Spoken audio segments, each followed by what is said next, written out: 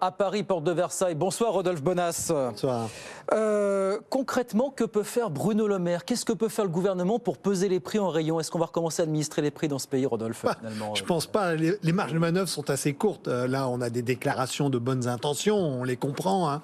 C'est que 80% des Français mettent le pouvoir d'achat au cœur de leurs préoccupations. L'alimentaire est une inflation qui galope 2 fois plus vite que l'inflation traditionnelle. Donc mécaniquement, il faut faire quelque chose. Mais on n'a pas beaucoup de marge de manœuvre pour une raison très très simple. C'est que les marges financières des distributeurs sont très faibles. C'est-à-dire que... Pour tous les distributeurs, ça? Ah oui. C'est entre 1... Il faut savoir que quand vous faites 100 € de chiffre d'affaires dans un magasin, à la fin, le résultat net, c'est entre 1,5 € et 3 €. C'est-à-dire entre 1,5% et 3%. Ça veut dire que même si on disait aux distributeurs arrêtez de gagner de l'argent, on rendrait entre 1,5% et 3% aux consommateurs. Ce qui, en termes d'image, est quand même assez faible. Donc, à mon avis, tout ça, ça va faire malheureusement pchit.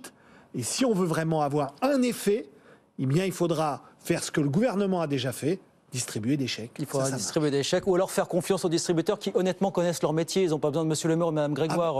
Oui, là vous avez tout à fait raison, Guillaume. Simplement pour vous dire une raison très très simple, vous savez que le premier critère de fréquentation après la proximité, c'est le prix. Donc ça veut dire quoi? Ça veut dire que tous les distributeurs se battent depuis des dizaines d'années pour être les moins chers possibles. Donc ils serrent.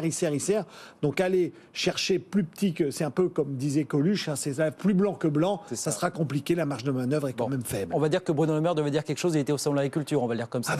Il faut essayer de meubler et trouver des solutions pour essayer de fédérer tout ça. Merci beaucoup Rodolphe. Rodolphe Bonas, PDG du groupe Aristide Retail Technologies. Audrey, bon, on va voir ce que ça donne. Est-ce que le gouvernement peut faire plier? Est-ce que les marques peuvent être à l'écoute? Les distributeurs aussi? Alors, je ne suis pas tout à fait d'accord avec Rodolphe, parce que je pense que le gouvernement pourrait jouer un rôle sur la transparence en imposant justement aux multinationales une transparence sur leurs coûts de production et sur les demandes délirantes des industriels qui demandent des augmentations de prix qui vont de 15 à 20% et qui ont commencé à négocier très tardivement pour justement tirer parti de l'inflation. Mais en fait, on est d'accord, Audrey.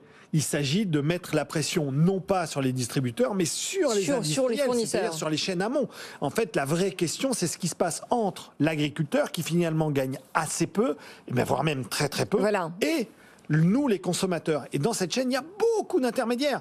Il y a des grossistes, il y a des coopératives agricoles, il y a des vendeurs, il y a plusieurs chaînes industrielles pour arriver au produit à la fin. Et vous avez raison, là je vous rejoins. En effet, là il y a du gras. Alors, on est d'accord avec Rodolphe, parce que la priorité, c'est de mieux rémunérer les éleveurs. Ça reste évidemment l'objectif prioritaire. Merci beaucoup, Rodolphe. Encore une fois, Rodolphe Bonas avec nous sur BFM Business, 19h04. On va rester dans la grande